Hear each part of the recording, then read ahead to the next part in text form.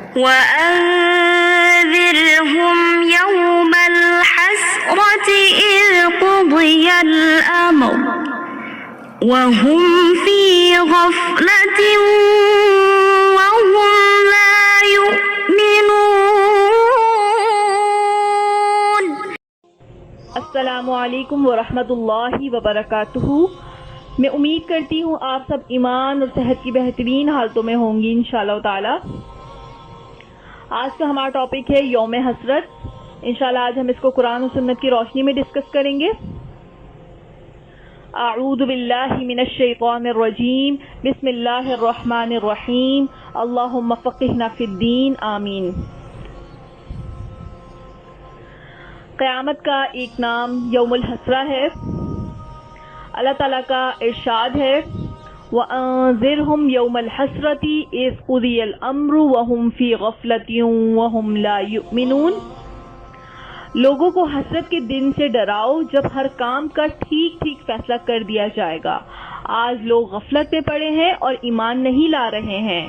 سورہ مریم آیت نمبر 39۔ حسرت کا دن یعنی قیامت کے دن اللہ کے نافرمان نیک اور مومن بننے کی حسرت کریں گے، اپنے گناہوں کا اعتراف کریں گے، مہلت مانگیں گے اور وہ کہیں گے کہ ہائے افسوس، قیامت کے معاملے میں ہم سے کیسی غلطی ہوئی۔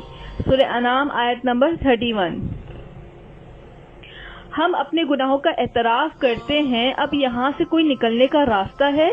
سورہ مومنون آیت نمبر 11۔ یہ تو برے اعمال کرنے والوں کی حسرتیں ہوں گی۔ یہ دن تو ان کے لیے سخت اور گھٹن ہوگا ہی، مگر جو اللہ کے فرما بردار ہیں انہیں بھی حسرت اور پچھتاوا ہوگا۔ وہ نیکیوں کے اجر و ثواب کو دیکھ کر کہیں گے کاش میں اور زیادہ نیکیاں کرتا، جنت کے اور اعلیٰ درجوں پر پہنچ پاتا، میں نے فلاں وقت اللہ کے ذکر کے بغیر کیوں گزارا۔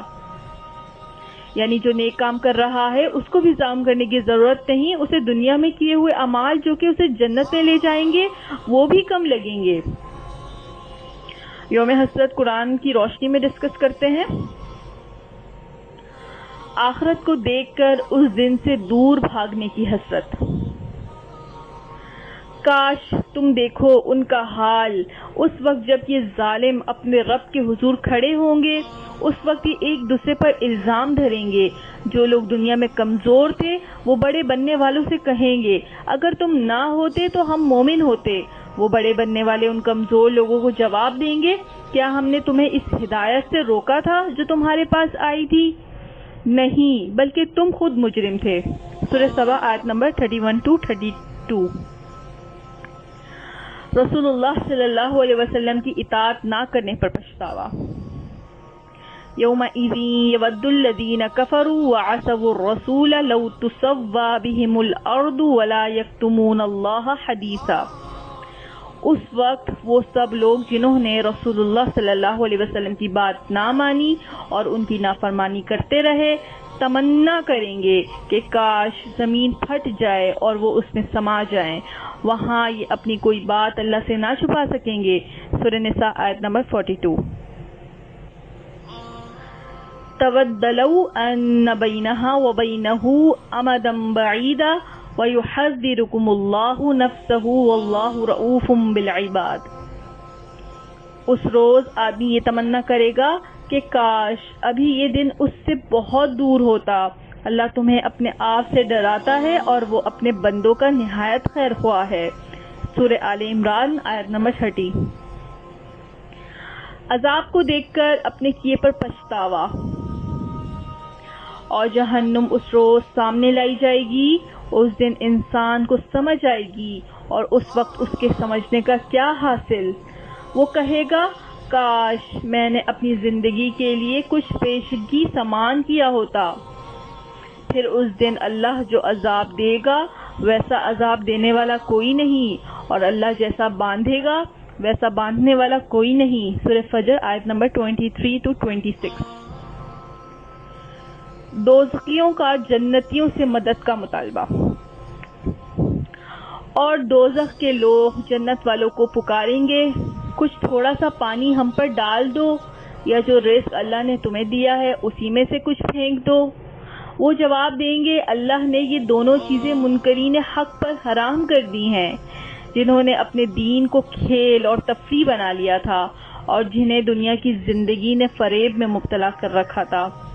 اللہ فرماتا ہے آج ہم بھی انہیں اسی طرح بھلا دیں گے جس طرح وہ اس دن کی ملاقات کو بھولے رہے اور ہماری آیتوں کا انکار کرتے رہے۔ سورہ اعراف آیت نمبر 50-51۔ دوزخ میں لے جانے والے اعمال۔ جو جنتوں میں ہوں گے وہ مجرموں سے پوچھیں گے تمہیں کیا چیز دوزخ میں لے گئی؟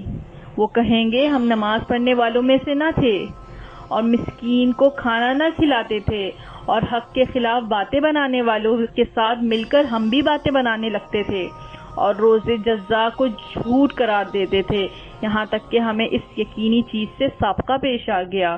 سورہ مدثر آیت نمبر 40-47۔ آخرت کے آ جانے پر غفلت میں پڑے رہنے والوں کا پچھتاوا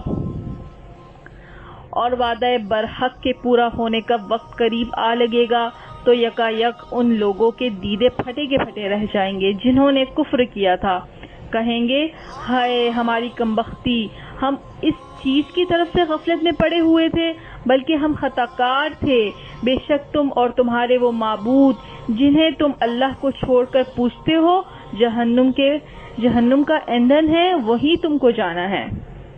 سورہ انبیاء آیت نمبر 97-98۔ بری صحبت میں رہنے والوں کا پچھتاوا۔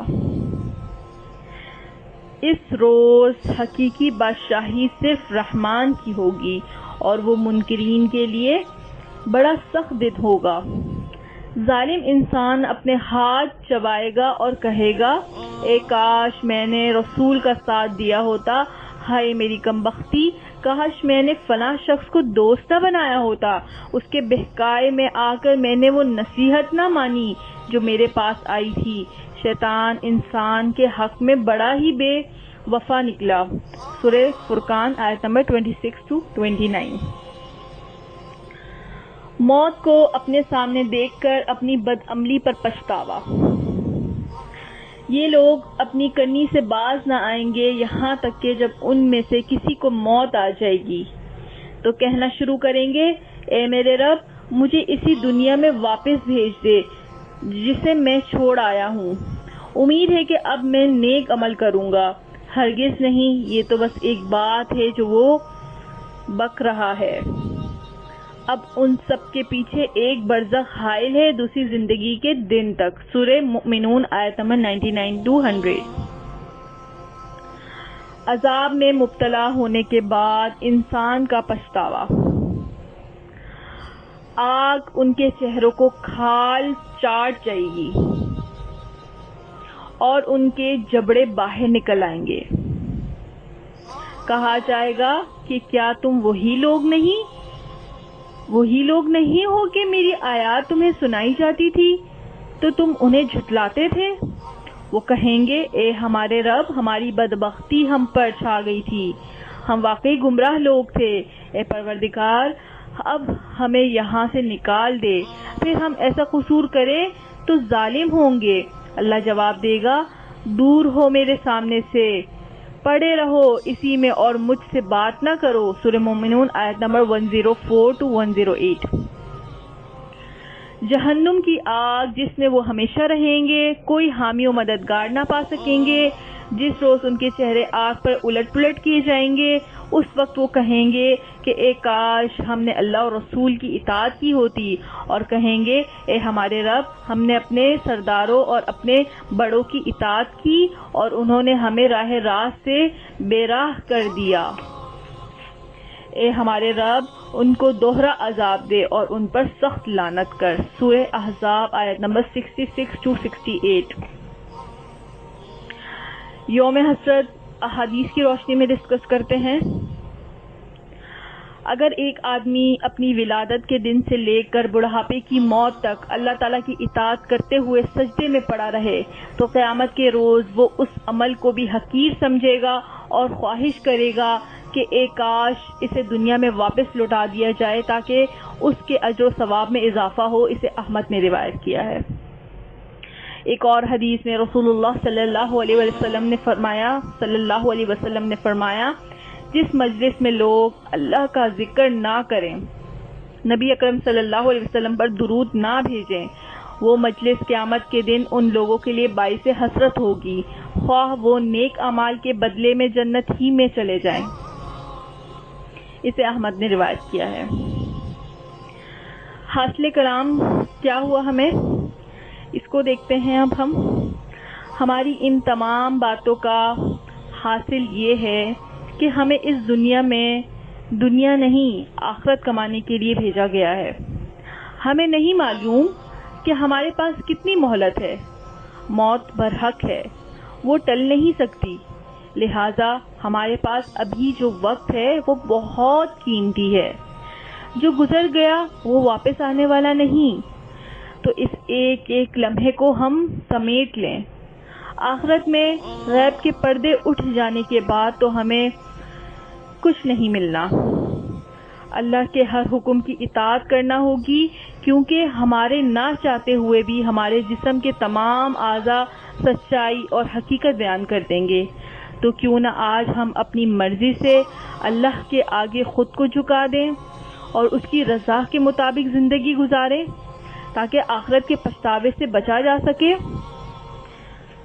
اللہ تعالیٰ سے دعا ہے کہ اللہ تعالیٰ ہم سب کو نیک سمجھ اور نیک ہدایت عطا فرمائے، آمین، اور اپنی آخرت کی تیاری کرنے والا بنائے، آمین۔ جزاک اللہ خیرا کثیرا۔ السلام علیکم ورحمۃ اللہ۔